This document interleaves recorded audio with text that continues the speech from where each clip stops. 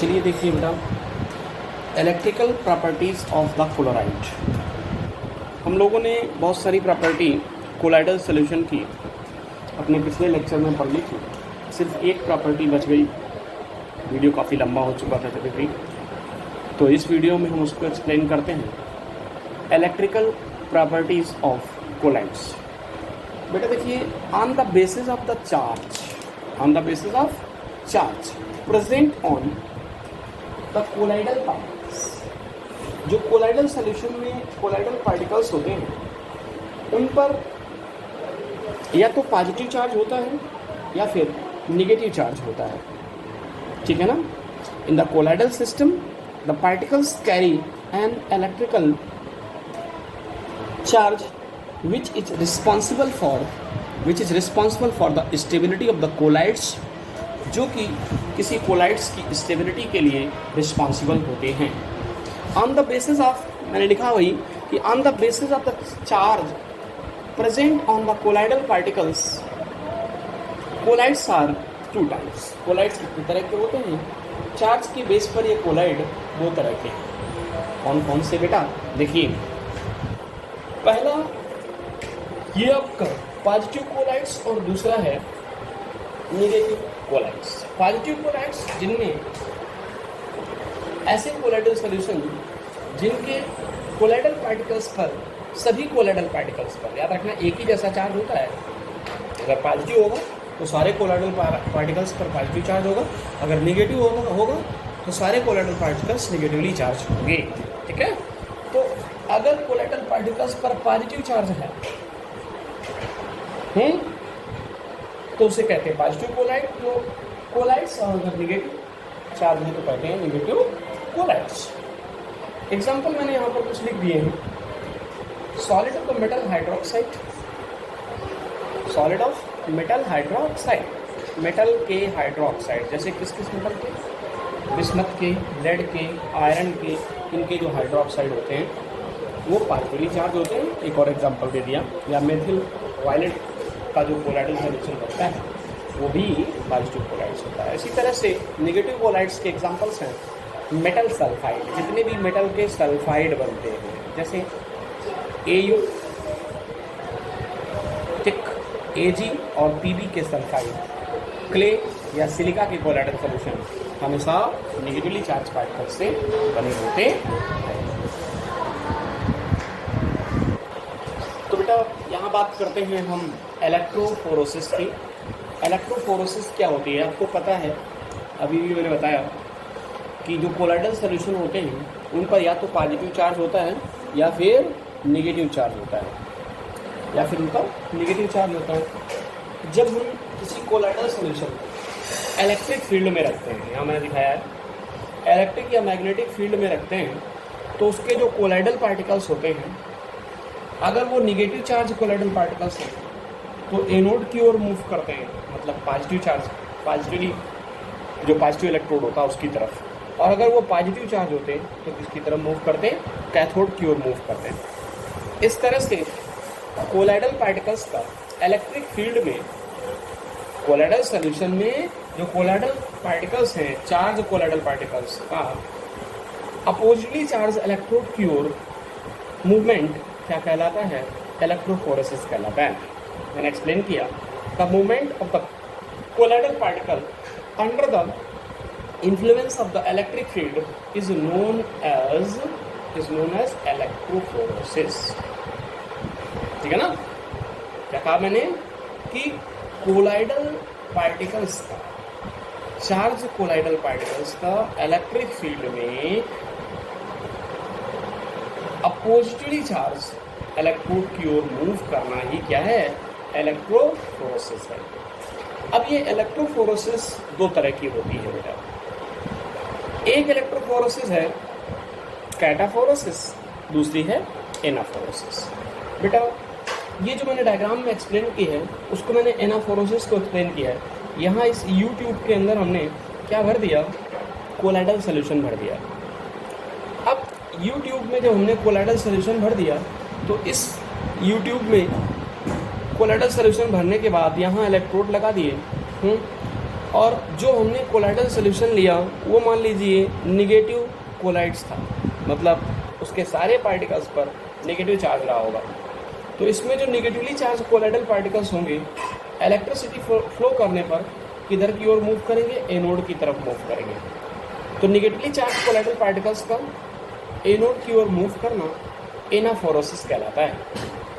तो एनाफोरोसिस को अगर हमें डिफाइन करना होगा तो हम क्या कहेंगे, the moment of the negatively charge, यहाँ पर क्या लिख देंगे निगेटिवली सिर्फ, the moment of the negatively charge colloidal particles under the influence of electric field towards the positive charge electrodes is known as एनाफोरोसिस।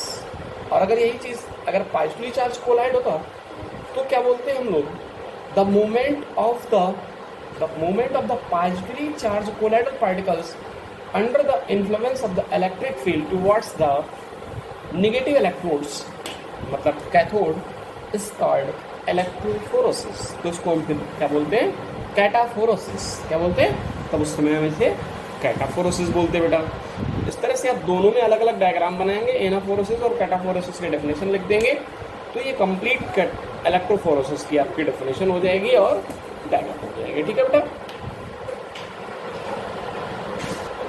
Now discuss about the application of the electrolysis. बेटा electrophoresis, तो application क्या है electrophoresis का, help in the determination of the charge on the colloidal particles. Electrophoresis के through हम ये जान पाते हैं कि जो कोलाइडल सोल्यूशन है उसमें कोलाइडल पार्टिकल्स पर किस तरह का चार्ज है, वो colloidal particle positive colloidal solution है या कि वो निगेटिव कोलाइड्स है ना।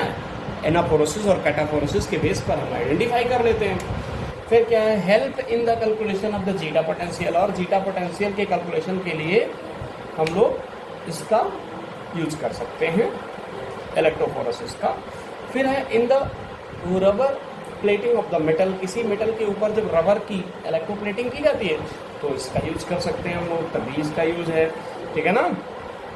फिर क्या है, in the coagulation of the colloids, colloids को कोगुलेट करना, कोगुलेट का मतलब क्लॉटिंग, थक्का बनाना।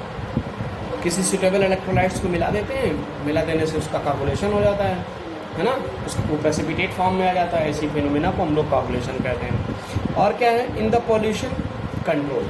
बेटा पॉल्यूशन किससे होता है, स्मोक से। स्मोक में क्या होते हैं, कार्बन के पार्टिकल्स।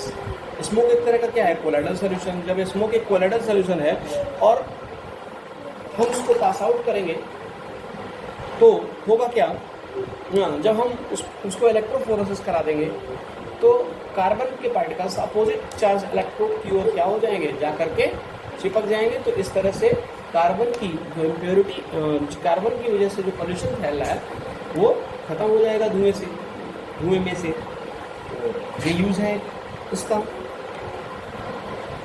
काफ़ी इम्पॉर्टेंट है एप्लीकेशन ऑफ द इलेक्ट्रोफोरोसिस। बेटा आइए बेटा बात करते हैं stability of the colloidal solution. तो कोलाइडल सोल्यूशन बहुत ही स्टेबल होते हैं, इसका क्या रीज़न है। देखिए कोलाइडल सोल्यूशन क्यों स्टेबल होते हैं, due to the large surface area. पहली बात तो ये समझिए कि कोलाइडल सोल्यूशन का सरफेस एरिया काफ़ी ज़्यादा होता है, कोलाइडल सोल्यूशन का सरफेस एरिया काफ़ी ज़्यादा होता है। So the colloids are thermodynamically, अतः थर्मोडायनामिक के अनुसार कोलाइड्स कैसे होने चाहिए, सरफेस एरिया ज़्यादा है तो अनस्टेबल होने चाहिए।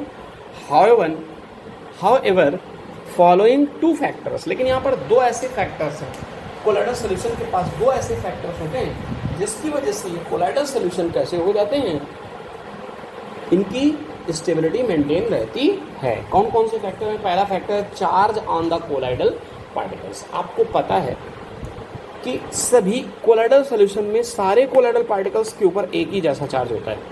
जब चार्ज सेम होता है तो उनके बीच क्या होता होगा, रिपल्सन होता होगा, मैंने लिखा। और जब रिपल्सन होता होगा तो particles do not aggregates.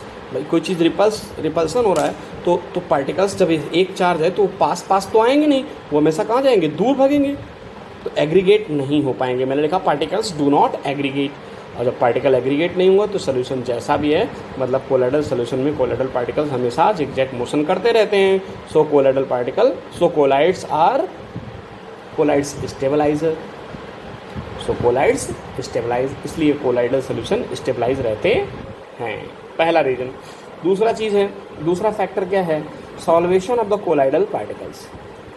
Solvation of the colloidal particle, solvation क्या है जरा देखिए, इसमें क्या है रीज़न।